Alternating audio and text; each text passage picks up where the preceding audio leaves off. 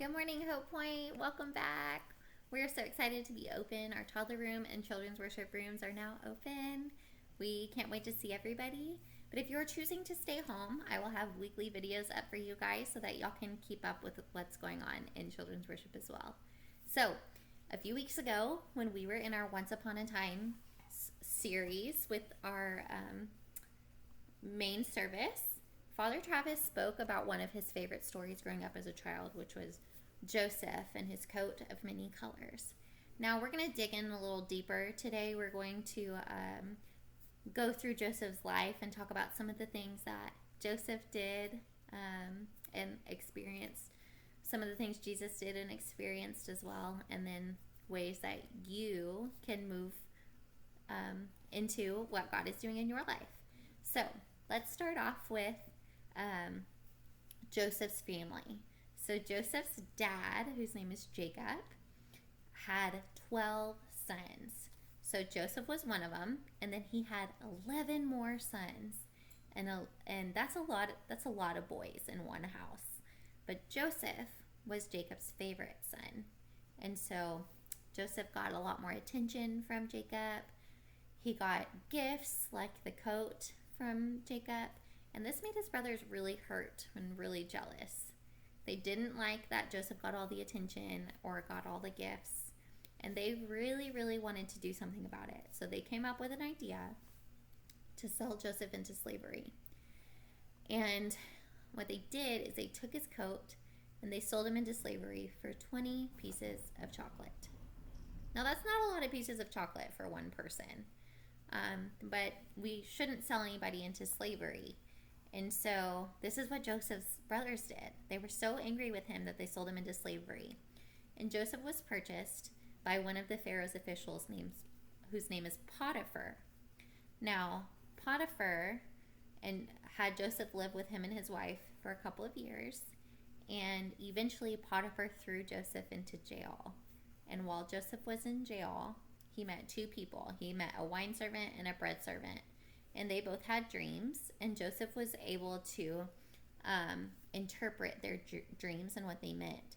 And so one day, when the Pharaoh had a strange dream about 7 really, really fat and healthy cows, and 7 cows who were really skinny and wouldn't eat, and also 7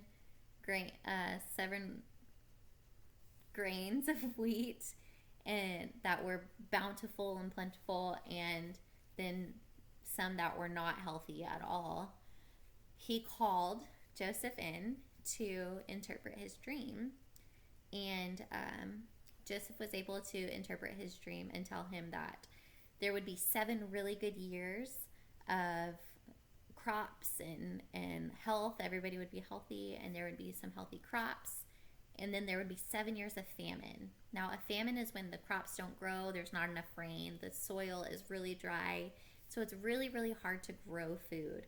So it's a really difficult time for the people in that area to really live and sustain their life with food. And so he knew it would be a really difficult time. So because Joseph was able to interpret this dream and the things were coming true, the Pharaoh made Joseph one of his officials. So he essentially became a prince, and Joseph worked for the Pharaoh for a long time.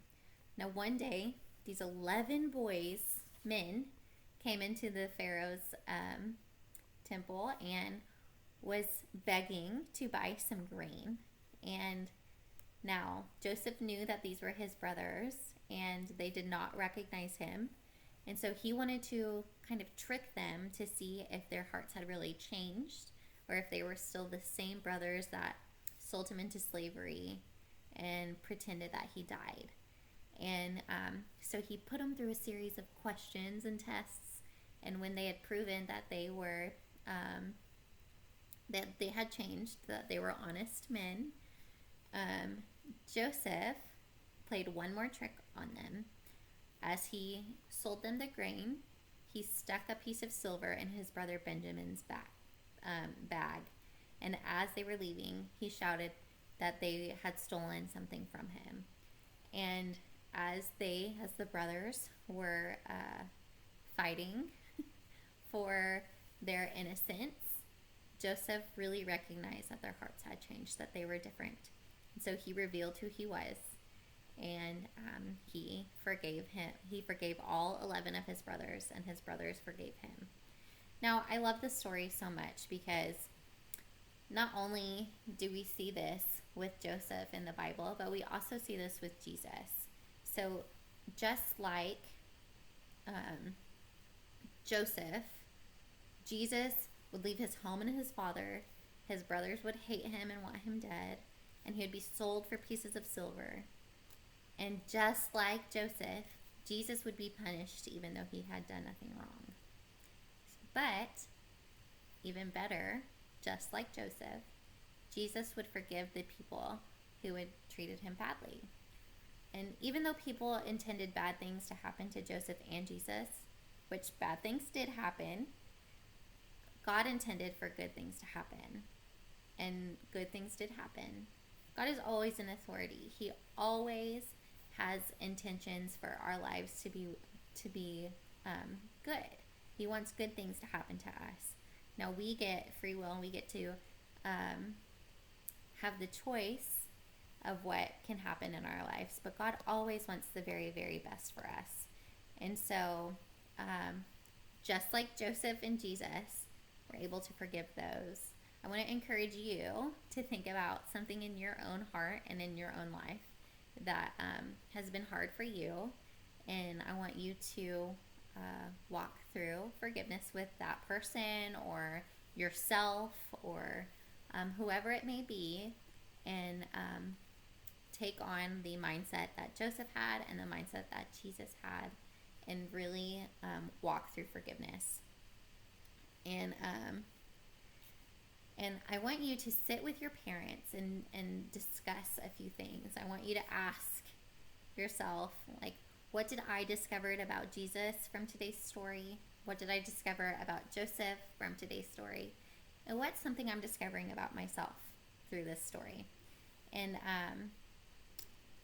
I'm going to put in a game attached to the email for your parents, and you can play this game with your parents to see just how well you understand this story. So, parents, that will be in the attachment with the email. And I look forward to hearing from you guys and seeing you soon. We love you guys. God bless.